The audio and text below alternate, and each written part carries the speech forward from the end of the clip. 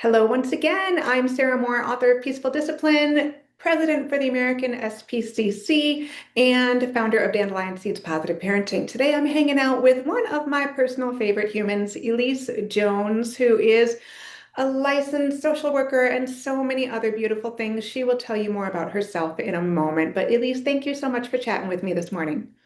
Thank you. So, what is one myth that you have heard in the parenting world that you would love to just erase from the universe if you could?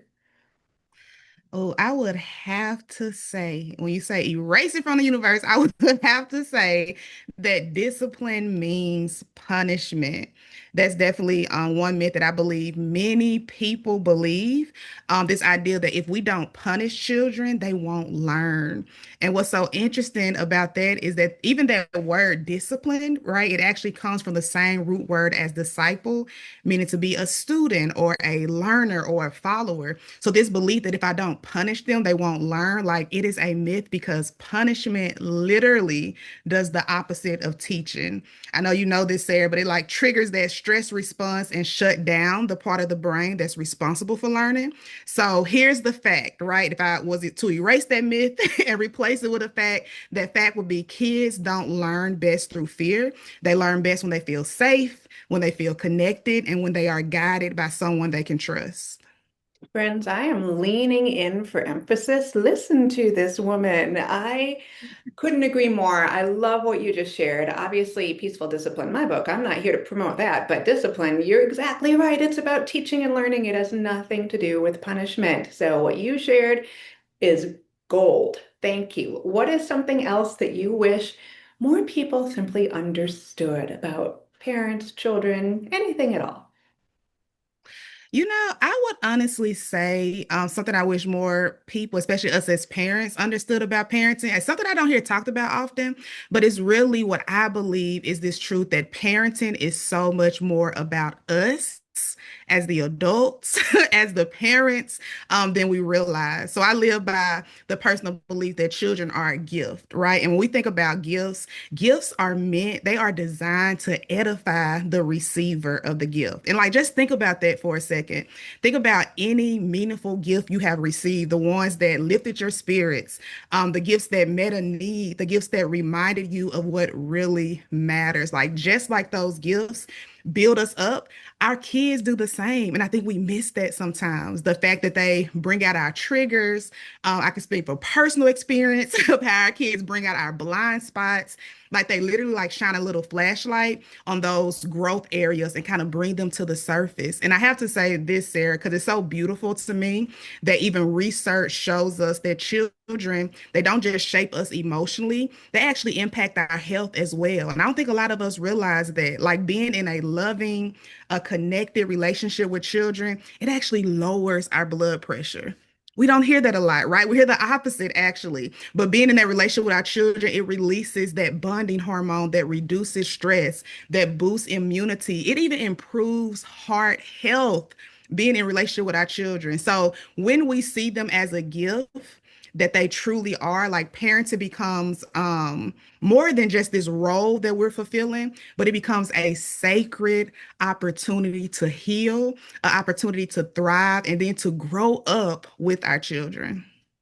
Okay, I'm going to be awkward once again, but friends, can you see the goosebumps I have on my arm here? Like, this woman is speaking the truth. And yeah, we don't talk about this often enough, and it is so important. And even just things like skin to skin contact, we tend to think of holding our brand new babies. Well, guess what? I'm not talking about being naked because I just would take that to a totally new awkward level, but in appropriate ways, hugs and closeness and connection, even for the non-huggers who are like, whoa, freaking out right now. Whatever it is that you do to connect with your child is literally in a very physiological way beneficial to both of you. So yes, connection. Elise, you're amazing. What is one actionable tip that you can give people today to nurture a more peaceful connection-based home? Yes, I would love to connect this back to your first question, actually, because I think it's so easy when a child is acting out. It's so easy to see it as defiance. And so, if we had to take one actionable step to today, I want to encourage those listening to like just imagine what if instead of seeing it as defiance, we shifted our mindset from defiance to development. And so, one practical way to do this is to just ask yourself, what skill is my child still developing? Because I think sometimes we so easily forget in the hustle and bustle of the day that like our kids are not born knowing how to do things like manage frustration. They're not born knowing how to manage time, how to take turns, how to solve problems, regulate emotion. We can go on and on, right? Everything from waiting patiently to asking for help is a skill, and skills have to be taught and they have to be practiced over and over and over as they grow. And I think in this, right, when we think about the practical application, we have to remember that teaching, it isn't about fault finding, it isn't about lecturing, it's literally about modeling. There's a quote that I absolutely love that says, "One day our children are going to follow our example instead of our advice." And that just kind of gets me, pierces me a little bit in the heart every time I say it, because when we teach and reteach those missing skills, we're not just giving them tools for that moment, right? For today, we're literally giving them skills they can carry for a lifetime, even when we are no longer there to guide them. And so we start by taking this first step today of seeing behaviors as development instead of defiance by asking that question: what skill is my child still developing? Another way to think of it is, what skills are they still learning? And more importantly, how am I modeling this? And I want to give some extra credit, Sarah, for those who want to take it up a notch. If you want to take this up a notch, try asking your child this question today. Can you think of any places where my actions don't match what I ask of you? And if you take it to that next level, just be sure to take notes and not offense. Wow, that is another really poignant illustration for us. And I'll be blunt, I'm 51 years old. I'm still learning how to do a lot of those things. So, and I'm not trying to be defiant. I'm doing the best I can. It's absolutely the same for our children. What a beautiful perspective, paradigm change that is. I want the world to listen to this and to know the goodness that you are sharing. So, I'm going to ask one more question.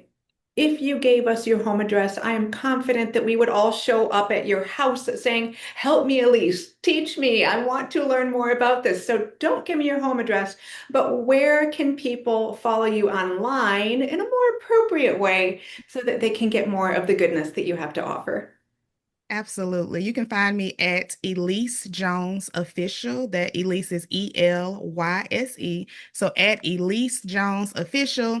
You can also visit our website at www.parentingfortheculture.com. Go give this beautiful soul a follow. I certainly do. I adore her, and I can't speak highly enough about her. So thank you so much, Elyse. We'll chat again soon. Yes, bye.